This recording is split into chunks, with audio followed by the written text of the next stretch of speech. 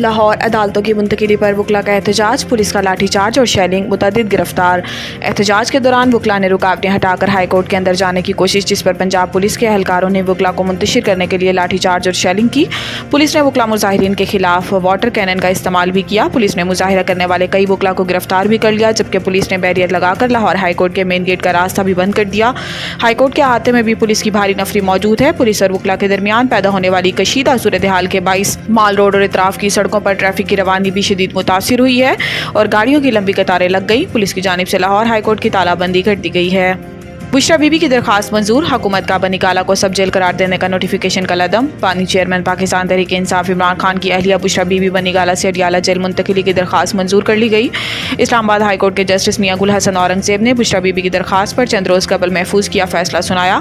अदालत ने बुशरा बीबी की रिहाइश का बनी काला को सब जेल करार देने का हुकूमती नोटिफिकेशन गैर कानूनी करार देकर इसे कलदम करार दे दिया और बुशरा बीबी को बनी काला सब जेल से अडियाला जेल मुंतकिल करने का हुक्म जारी कर दिया।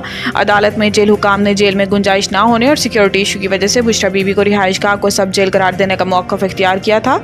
याद रहे कि इस्लामाबाद हाई कोर्ट ने फ्री कैन के दलाइल सुनने के बाद गुज़िश्ता हफ्ते बुशरा बीबी की दरखास्त पर फैसला महफूज किया था। ECC ने पास्को के लिए गंदम का हदफ 18 लाख मैट्रिक टन करने की मंजूरी दे दी।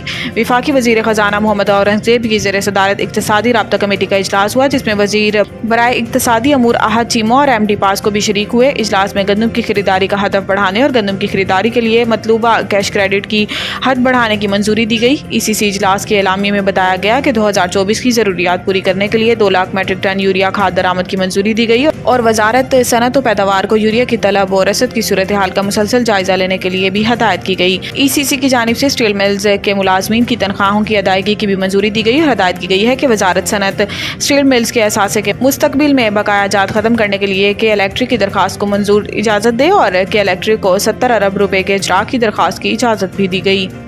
अपने बाप से माफ़ी नहीं मांगते, किसी और से क्या मांगेंगे? असद कैसर। निजी TV को दिए गए एक इंटरव्यू में 9 मई के वाक़यात पर मुआफ़ी से मुतल्लिक सवाल पर असद कैसर ने कहा कि अल्लाह माफ़ करे, हम अपने बाप से माफ़ी नहीं मांगते तो किसी और से क्या मांगेंगे। असद कैसर का कहना था कि हम चाहते हैं कि मुल्क में आइन और कानून बालादस्त हो, चाहते हैं कि तमाम शहरियों के बराबर के हकूक़ हों।